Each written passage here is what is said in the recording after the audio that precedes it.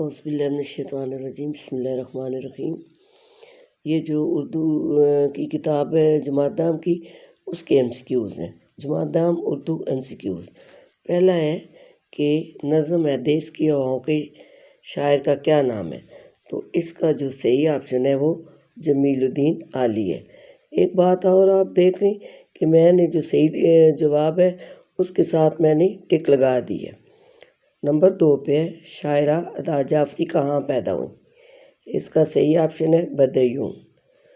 اس کے بعد ہے نمبر 3 پہ ہے اس مرکب کو کیا کہتے ہیں جس سے سننے والا پورا مطلب سمجھ جائے؟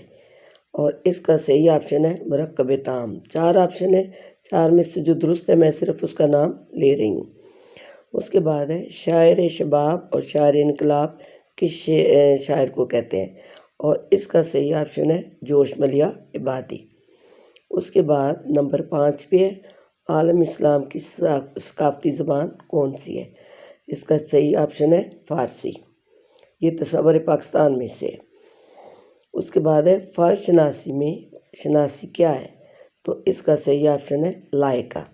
سابقہ پہلے آنے والا لفظ ہوتا ہے اور لائقہ جو بعد میں لگتا ہے۔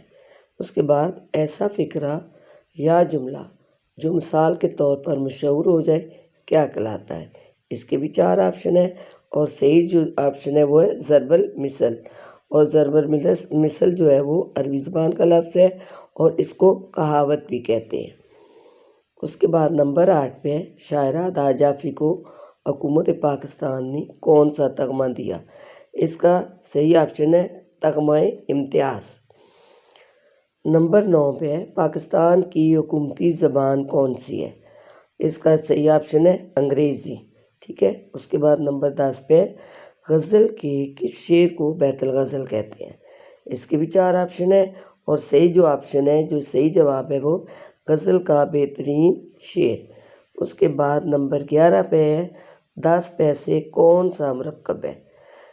اس کے بھی 4 آپشن ہیں اور اس کا صحیح جو آپشن ہے وہ ہے مرکب عددی۔ اس کے بعد ہے لفظ رقیق کے کیا معنی ہیں؟ یہ جو لفظ ہے یہ نظم کسان سے لیا گیا ہے اور اس کے معنی ہے نرم۔ اس کے بعد ہے مرکب عمر اور ماریہ کون سا مرکب ہے؟ یہ مرکب عطفی ہے۔ اس کے بعد ہے نمبر 14 پہ ہے نظم کے لغوی معنی کیا ہے؟ اس کے بھی 4 آپشن ہیں اور صحیح آپشن ہے پرونا۔ اس کے بعد نمبر 15 پہ ہے عمیرہ کی چادر کون سا مرکب ہے؟ تو یہ مرکب اضافی ہے۔ اس کے بھی 4 آپشن ہیں مرکب شعری، مرکب توصیفی، مرکب عددی، لیکن جو درست آپشن ہے وہ ہے مرکب اضافی۔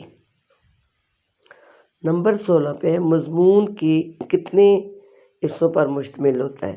اس کا صحیح آپشن ہے 3۔ اس کے بعد ہے تذکیر و تانیث کے کیا معنی ہیں؟ اب اس کے بھی 4 آپشن ہیں، جو صحیح آپشن ہے وہ ہے مذکر مؤنث۔ نمبر 18 پہ ہے جس جملے کا مسند علیہ اور مسند دونوں اسموں کیا کہلاتا ہے؟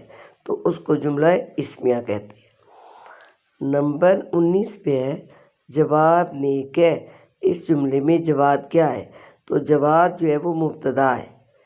نمبر 20 پہ ہے کنایا کے لغوی معنی کیا ہیں؟ تو اس کا صحیح جواب ہے پوشیدہ۔